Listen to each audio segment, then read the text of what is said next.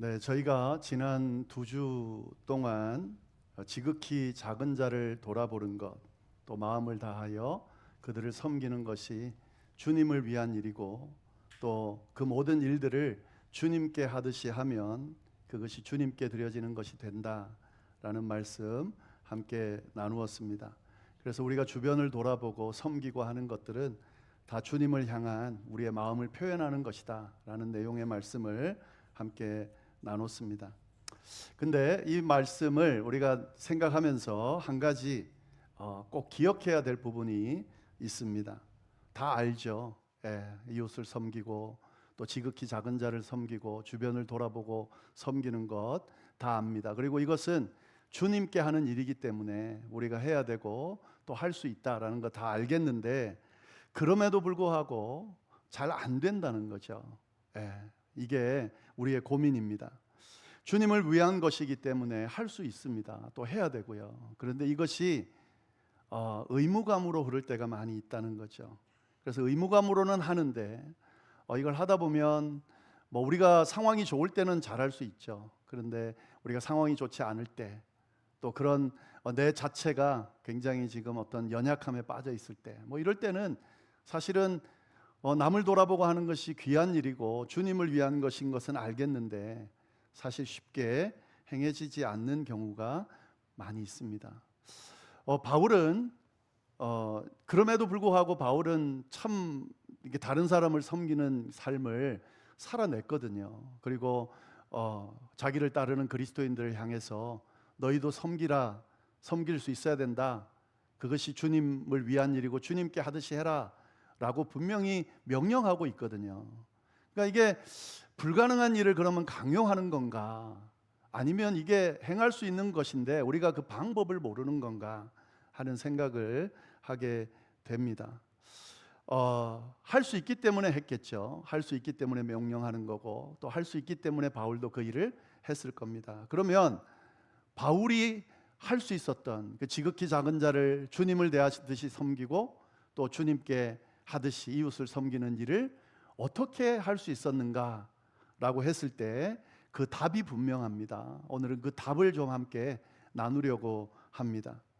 바울이 그렇게 지극히 작은 자를 주님 대하듯이 섬길 수 있었던 이유는, 또 믿는 자들에게 그렇게 하라고 명령하는 이유는 다름 아닌 은혜 때문입니다.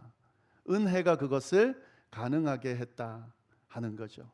바울은 자신이 받은 은혜 때문에 죽게 하듯이 지극히 작은 자를 또 주변을 돌아보면서 섬기는 것을 해낼 수 있었다 하는 거죠. 만약에 그 은혜가 없었다면 가능하지 못할 일들을 은혜가 있었기 때문에 행했다는 것을 알 수가 있습니다. 기독교를 이해할 때 아주 중요한 여러 가지 내용 중에 아주 중요한 내용이 있는데 그게 바로 은혜라는 것입니다. 기독교를 어떤 종교냐라고 혹시라도 종교라는 말을 붙여서 설명해 보라고 한다면 꼭 이야기할 수 있어야 되는 내용 중에 하나가 바로 은혜의 종교다라고 하는 겁니다.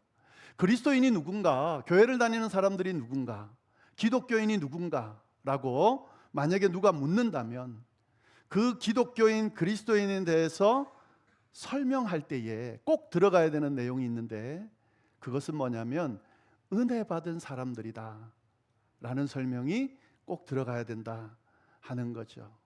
기독교에 있어서 은혜, 또 그리스도인에게 있어서 이 은혜라는 것은 너무 중요합니다. 그러면 그리스도인들의 섬김은 어디서부터 나오는가?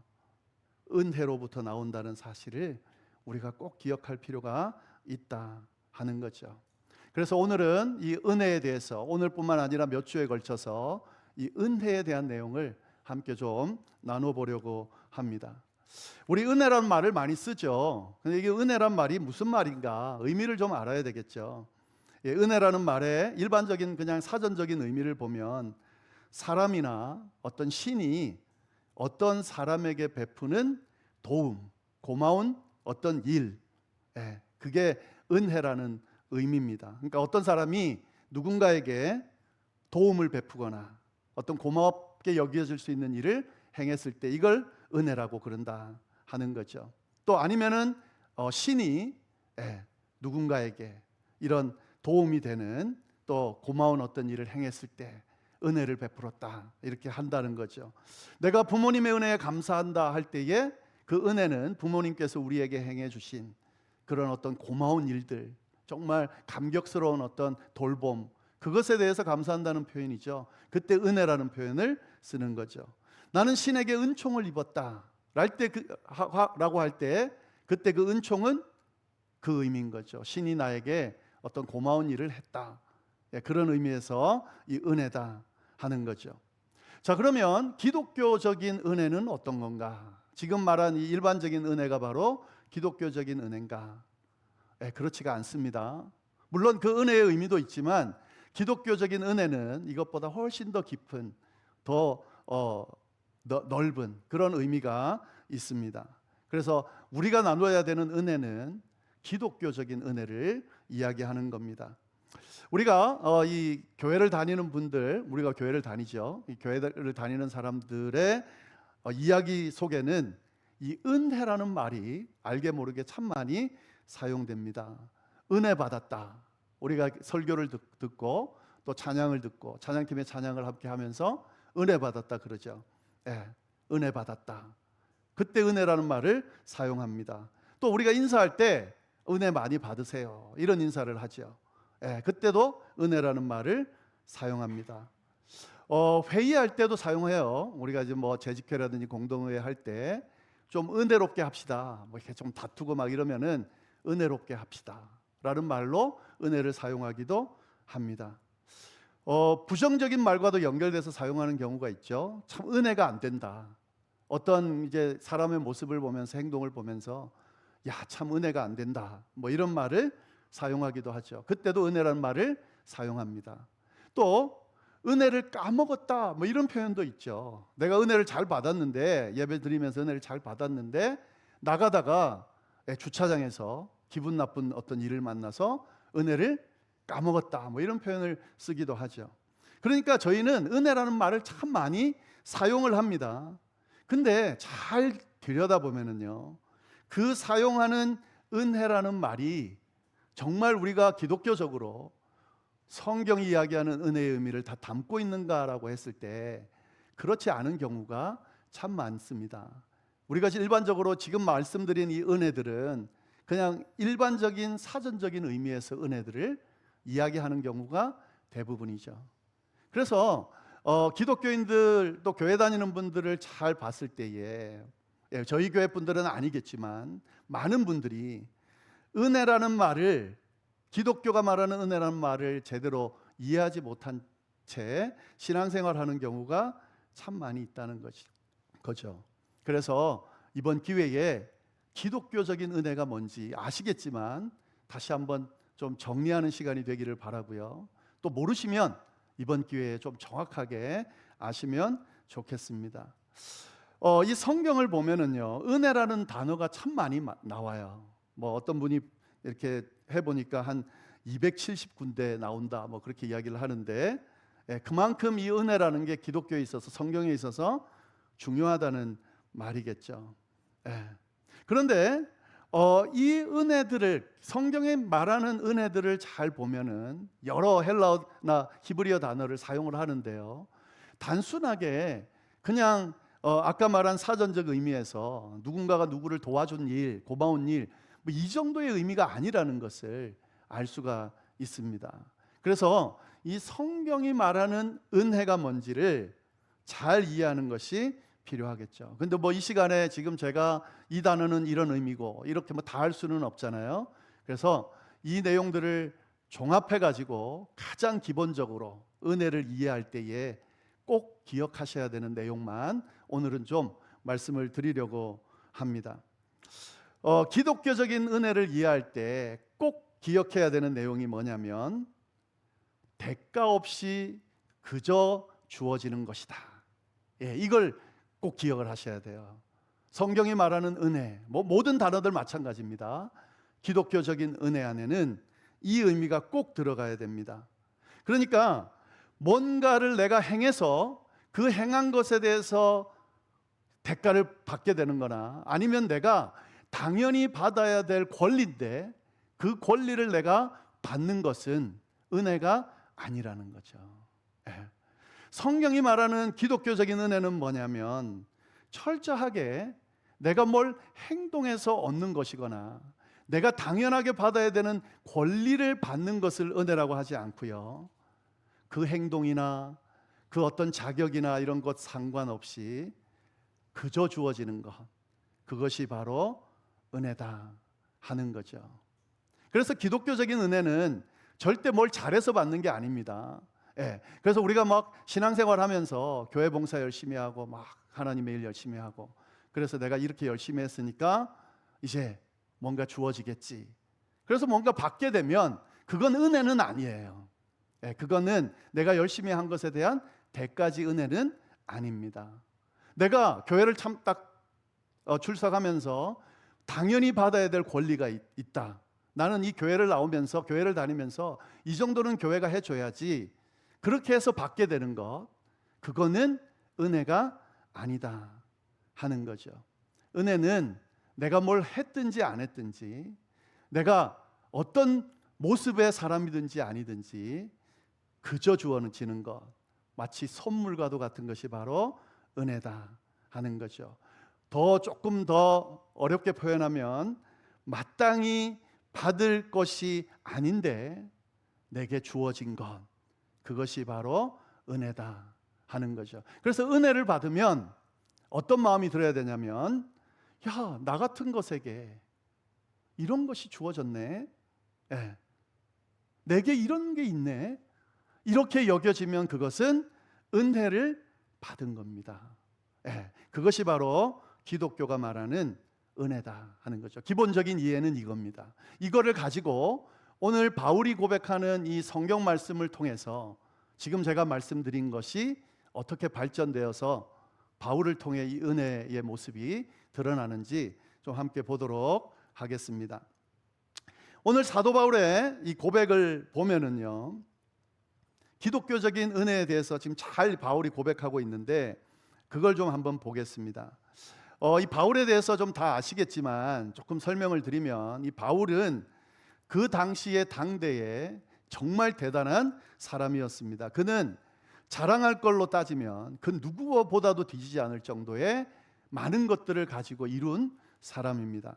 이거는 꼭 신앙적이 아니어도요, 세상적으로도 굉장히 그런 사람들 앞에 자랑할 거리들이 많은 그런 사람이었습니다. 이 사도 바울은 명문가에서 태어났어요. 누가 말해도 알 법한 유대인 중에서도 명문가에서 태어났고, 그는 인류학교를 나온 사람입니다. 그러니까 정말 유명한 그 당시의 랍비 세 스승 중에 한 명에게 공부를 배운, 학문을 배운 그런 사람이었습니다. 그리고 가문도 아주 좋았고요. 그러니까 이런 어떤 것들을 통했을 때, 그리고 열심 있고, 그리고 많은 성취를 젊었을 때 이루고, 이런 모습을 가진 사람이었습니다. 그러니까 자랑할 것이 많죠. 근데 예수님을 믿고 난 뒤에도 여전히 자랑할 게 많아요. 바울이 한 일을 보면은 엄청나게 대단한데요, 그는 3차에 걸친 선교 여행을 통해서 이방인들에게 수많은 지역을 다니면서 전도를 했습니다. 그리고 교회들을 엄청나게 많이 세웠어요. 그뿐만 아니라 그가 쓴 편지가 얼마나 이 내용이 깊이가 있냐면, 그게 다 성경이 돼버리고요, 그 성경이 한두 권도 아니고 신약 성경의 아주 많은 부분을 차지한다는 거죠. 신약이 27권으로 되어 있는데 그 중에 13권은요 사도 바울이 쓴 편지가 성경이 된 겁니다. 그러니까 반 이상이 바울이 쓴 편지가 성경이 된 거예요. 그러니까 얼마나 대단한 일을 한 사람이에요. 네. 그러니까 이런 사람이 뭐 사람들 앞에 자랑할 것들이 참 많이 있겠죠.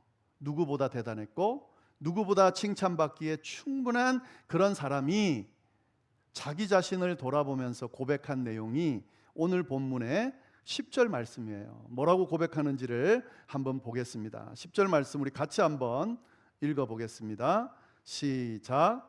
그러나 내가 나 된 것은 하나님의 은혜로 된 것이니 내게 주신 그의 은혜가 헛되지 아니하여 내가 모든 사도보다 더 많이 수고하였으나 내가 한 것이 아니요 오직 나와 함께 하신 하나님의 은혜로라.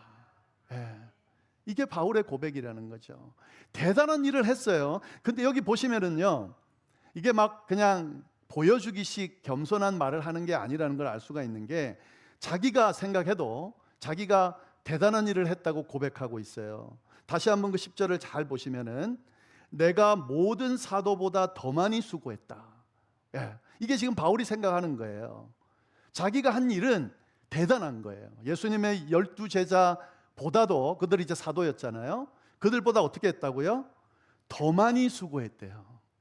그러니까 자기가 생각하기에도 정말 뭔가 열심히 대단한 일을 분명히 한 거예요. 다른 사도들에 비교해서 뒤처지지 않을 정도로 그렇게 일을 한 거예요.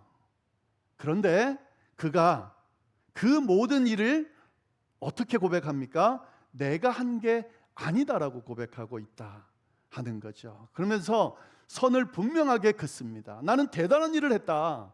나는 예수님의 제자, 12제자였던 그 사도들보다 훨씬 더 많이 수고했다. 그리고 뭐 그 뒤에는 했던 일이 쭉 있겠죠. 내가 얼마나 많은 지역에 전도했냐, 내가 얼마나 많은 교회를 세웠냐, 쭉 이야기할 수 있죠. 근데 선을 딱 그으면서 그 모든 일은 내가 한 게 아니다 라고 이야기를 한다는 거죠. 그러면서 뭐라고 이야기합니까? 오직 나와 함께 하신 하나님의 은혜 때문에 이 일을 했다라고 고백하고 있다는 거죠. 이게 은혜입니다. 이게. 근데 바울이 그럼 왜 이렇게 이야기할까? 겸손한 척 하려고 하는 걸까? 이 기독교적인 미덕이 겸손이기 때문에 이렇게 고백하는 걸까? 굉장히 멋있어 보이잖아요. 근데 그게 아니에요. 진짜 이렇게 생각하는 거예요. 왜냐하면 그 이유가 있습니다. 9절에 보면, 9절 말씀 보겠습니다. 제가 한번 읽어볼게요. 나는 사도 중에 가장 작은 자다. 나는 하나님의 교회를 박해하였으므로 사도라 칭함을 받기를 감당하지 못할 자니라. 바울이 10절과 같이 고백하는 이유는 9절 때문이에요. 자신이 누구라는 것을 분명히 알고 있었기 때문에 그렇습니다. 자신은 사도들 중에 가장 작은 자라는 거죠. 왜 그렇게 고백합니까? 자기가 한때 뭘 했습니까? 교회를 박해하던 사람이었다는 거죠. 그냥 박해했어요. 그 초대교회 7집사 스데반이 순교당할 때 옆에서 그의 옷을 지키면서 당연한 일이 일어나는 것처럼 지켜봤던 사람입니다. 더 열심히 예수 믿는 사람들을 어떻게든 잡아가지고 감옥에 넣어서 죽게 만들게 하기 위해서 혈안이 돼서 열심을 냈던 그런 사람입니다. 근데 어쩌다가 예수님을 만나서 그가 완전히 변하고 그리스도인이 된 거예요. 그러니까 사도 바울은 알고 있는 거죠. 자기가 사실 과거에 행했던 일을 생각하면 지금 이 일을 할 사람이 아니라는 걸 알고 있는 거죠.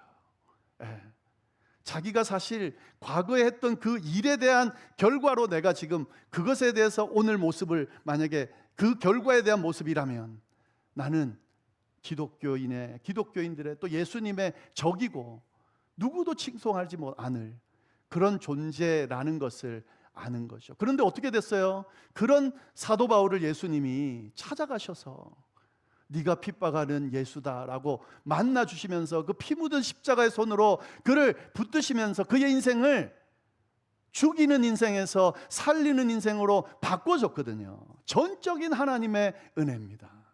그가 과거에 했던 그 모든 자랑할 만한 것들에 대한 보상이 아니고 그저 죽을 수밖에 없는, 그저 죄인 중에 괴수일 수밖에 없는 그를 하나님께서, 예수님께서 선택하셔서 이 일을 맡기시고 복음을 전하게 하시고 교회를 세우게 하시고 이 귀한 사역을 했다고 생각하니까 당연히 자랑할 수가 없는 거죠. 하나님이 하셨다라고 고백할 수밖에 없는 거죠. 10절 말씀 시작할 때 이렇게 하죠. 나의 나 된 것은 하나님의 은혜다. 내가 지금 나가 된 것은 하나님의 은혜다.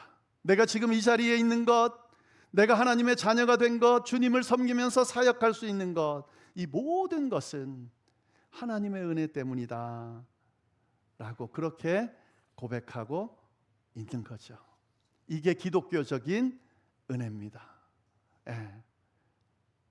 내 인생, 내 모습으로는 받을 수 없는 것을 주님의 은혜로 주어져서 그것을 누리는 인생이 된 것, 이것이 기독교적인 은혜고, 그것을 깨닫고 그 은혜에 감사하며 살아갈 줄 아는 사람들이 바로 그리스도인들이죠.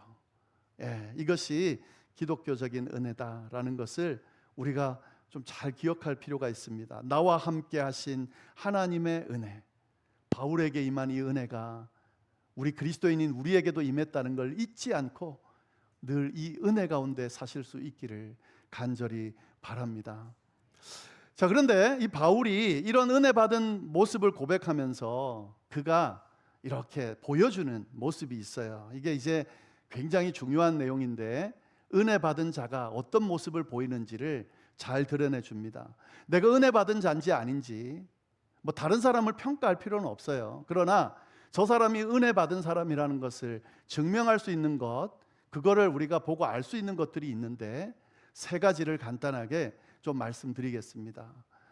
나는 은혜 받은 사람인가, 이 은혜 안에 머물고 있는가 한번 생각해 보시면 좋겠습니다. 첫 번째로 보여지는 모습이 뭐냐면요, 이 은혜 받은 자에게 나타나는 모습 중에 하나는 겸손합니다. 아까 제가 말씀드렸죠. 사도 바울은 참 대단한 사람이라고. 근데 뭐라고 이야기합니까? 지극히 작은 자다. 자신을 그렇게 평가하고 있습니다. 이건 거짓 겸손이 아니에요. 자신에게 이루어진 이 모든 일들이 자신의 능력이나 자격으로 된 것이 아니라 전적인 하나님의 역사로 됐다는 것을 알기 때문에 감히 내가 이것을 했다라고 말할 수가 없는 거죠. 노력도 했고 능력도 분명히 드러냈습니다. 바울이 인정받을 만한 내용이 분명히 있을 거예요. 그러나 하나님의 일 안에는, 기독교적인 고백 안에는 그걸 내세우는 게 아니라 사실은 결과가 그가 가지고 있는 능력이나 그가 가지고 있는 어떤 열심으로 얻을 수 있는 결과가 아니에요. 그 수많은 사람들에게 복음을 전하고 수많은 사람 지역의 교회를 세우고 하는 일을 바울이 아무리 탁월하다 하더라도 그게 그의 인간의 힘으로 가능한 일일까요? 그렇지 않아요. 바울은 알고 있는 거죠. 이건 하나님께서 하셨다는 것을 알기 때문에 자기 자신에 대해서 내가 대단해서 이걸 했습니다라고 말할 수가 없는 거죠. 은혜를 아는 사람은요, 은혜 받은 사람은 절대 교만할 수 없습니다. 우리가 기독교인이 되고 성화되어 가는 과정에서 기독교인다움을 몸에 익혀갈 때 가장 많이 훈련해야 되는 부분이 이 부분입니다. 우리는 자꾸 우리를 드러내려고 하는 본성이 있어요. 그리고 내 모습이 다른 사람에게 조금 부족하게 비춰지거나 조금이라도 뭔가 무시를 당하는 것 같으면 견딜 수 없어 하는 본성이 있습니다. 그래서 자꾸 우리를 드러내려고 해요. 내가 얼마나 대단한 사람인지. 뭐 다 그래요. 저도 그렇고.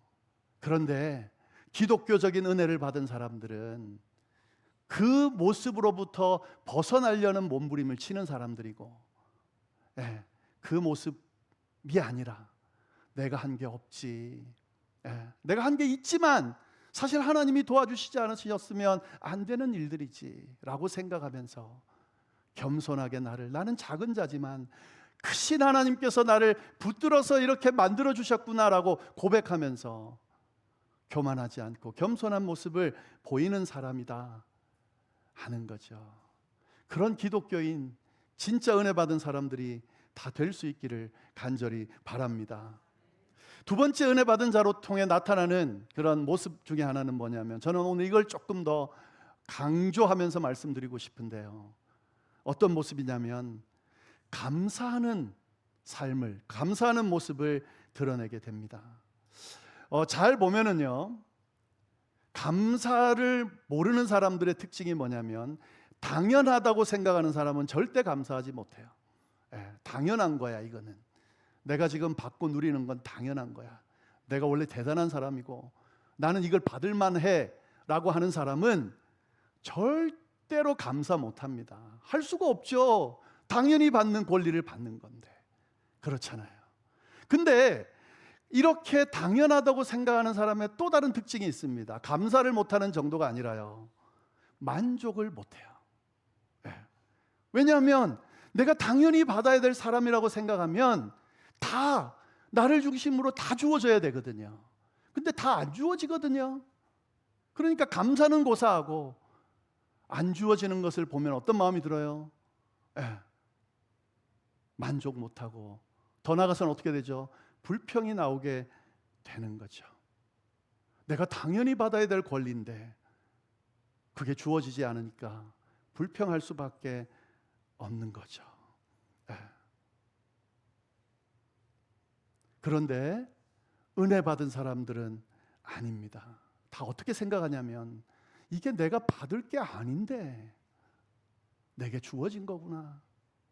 그러니까 내가 뭔가 한 게 있어도 그것보다 내가 한 게 없는데 주어진 게 크기 때문에 감사할 수 있게 돼요.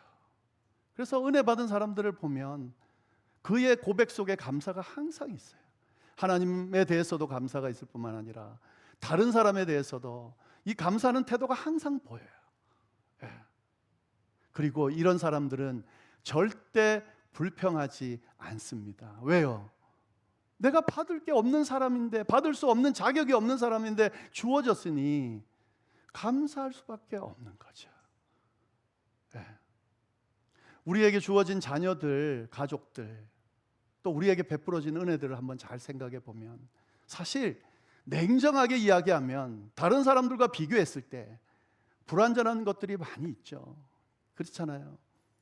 근데 그때 어떤 태도를 취하냐에 따라서 어떤 사람은 불평을 늘어놓고 어떤 사람은 감사를 늘어놓게 됩니다.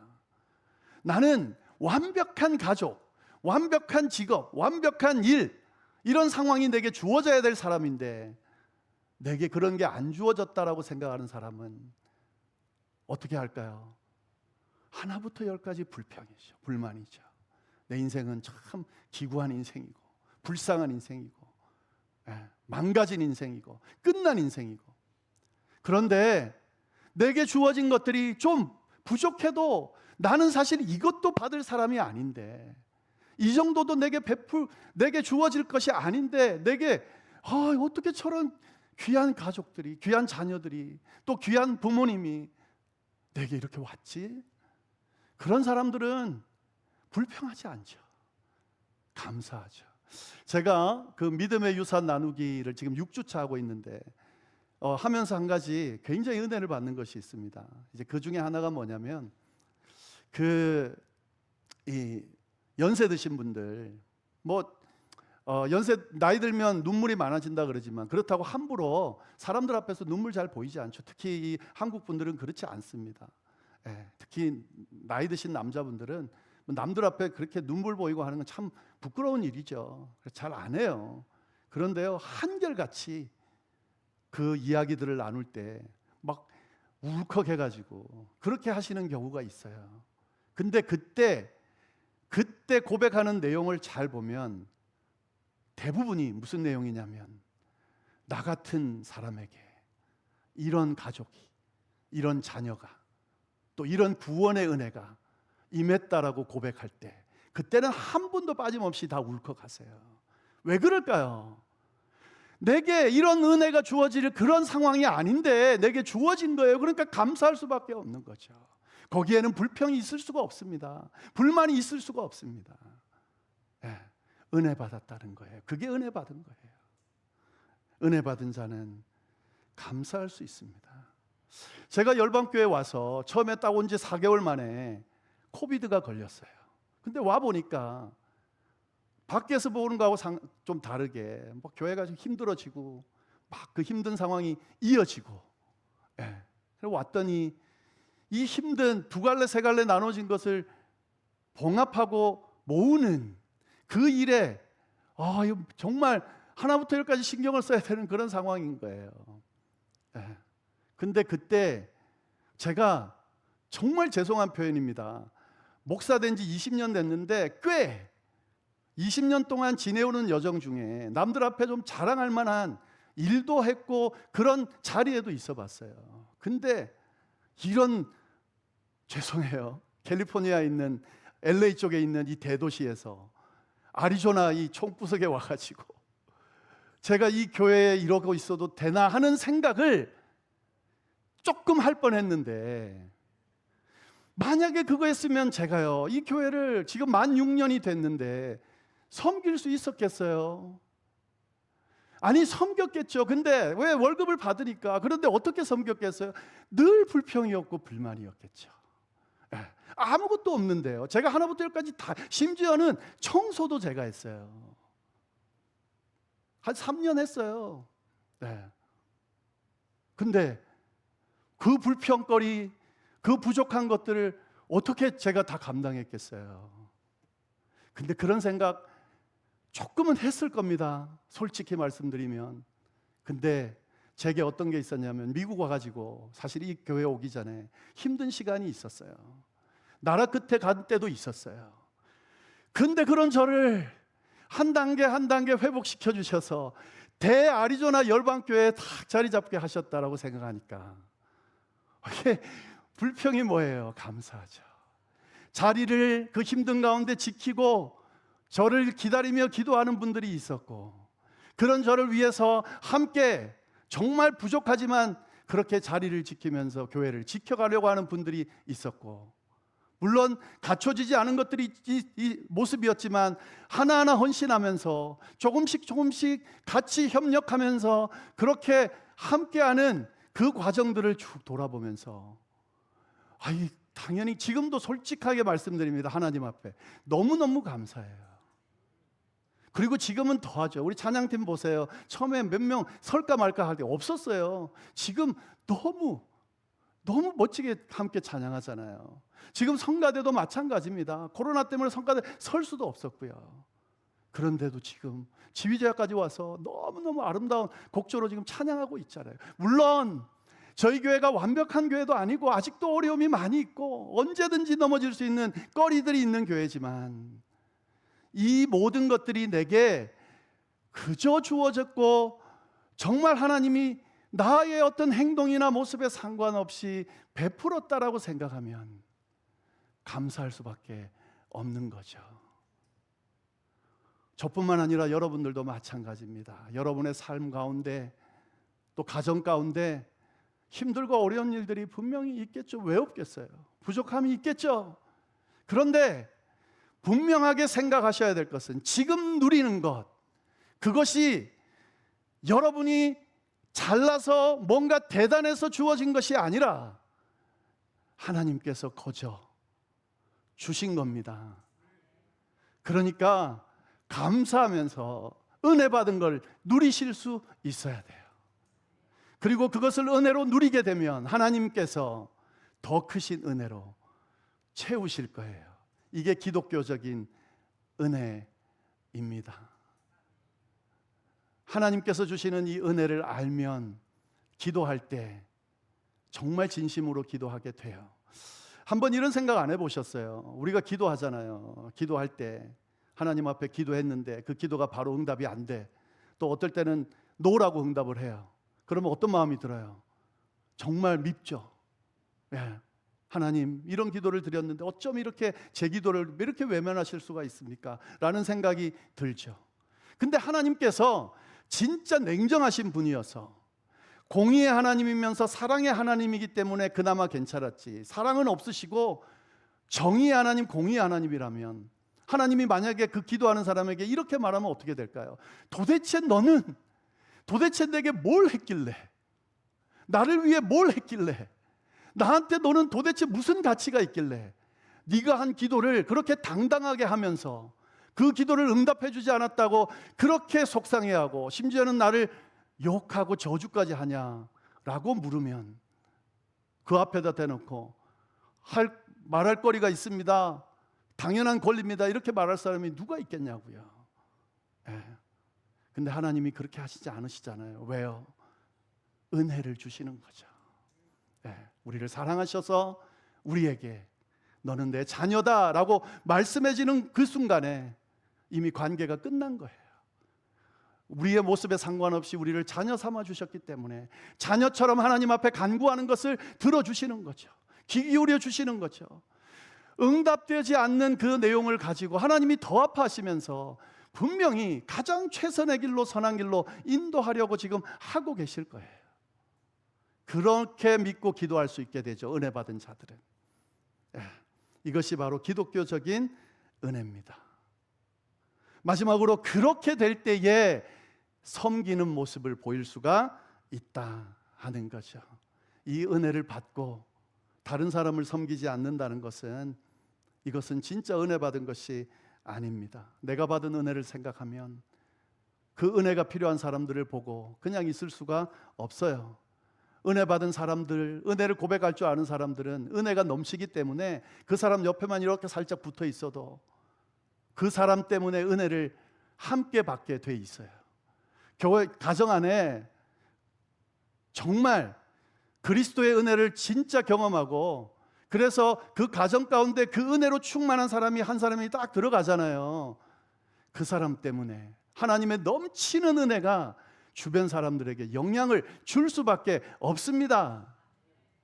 그들을 섬길 수밖에 없고 그 은혜 안에서 그들을 돌볼 수밖에 없기 때문에 그 은혜로 인해서 다른 사람도 영향을 받게 된다 하는 사실입니다.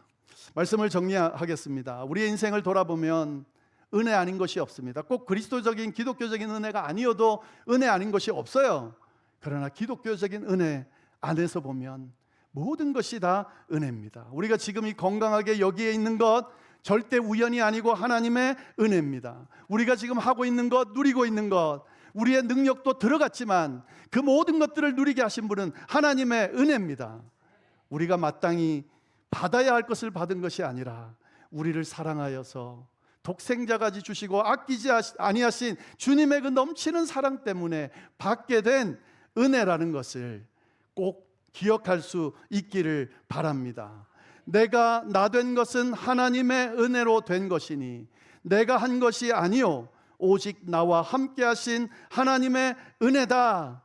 이 고백이 바울에게서뿐만 아니고 저와 여러분에게서도 터져 나올 수 있기를, 그래서 하나님이 주시는 충만하신 은혜가 우리의 삶 가운데, 가정 가운데, 교회 가운데, 이 사회 가운데 우리를 통해 넘쳐날 수 있기를 간절히 바랍니다.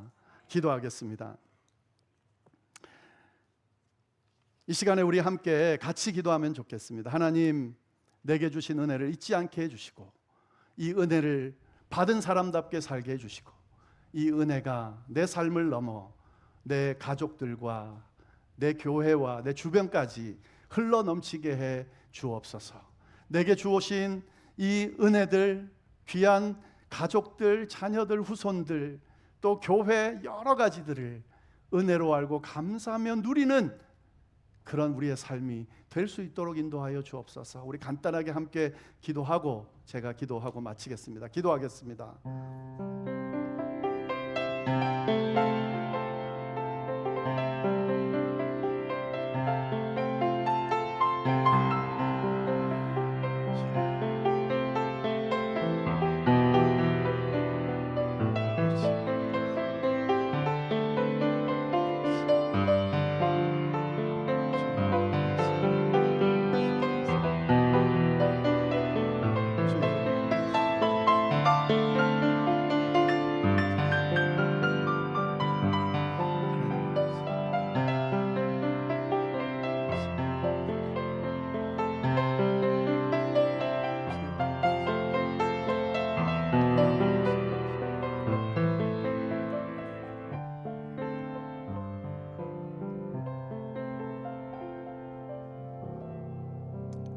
하나님 아버지, 참 감사합니다. 귀한 말씀으로 우리들을 또 깨우쳐 주시고 하나님께서 베푸신 은혜를 돌아보며 감사할 수 있도록 인도해 주셔서 감사를 드립니다.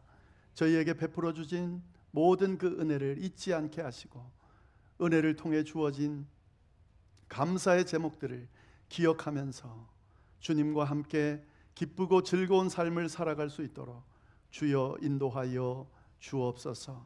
베풀어지지 않은 것들을 바라보며 안타까워할 수는 있지만 그것 때문에 불평하고 또 그 불평으로 인해서 우리의 삶을 불행하게 만드는 비신앙적인 모습이 아니라 기독교적인 은혜 안에서 주님께서 베푸신 것들을 감사하고 찬양하며 정말 참된 그리스도인다운 삶을 살아가는 저희 모두가 될 수 있도록 주여 역사하여 주옵소서. 그렇게 해주시기를 간절히 바라고 살아계신 예수님의 이름으로 기도드립니다. 아멘.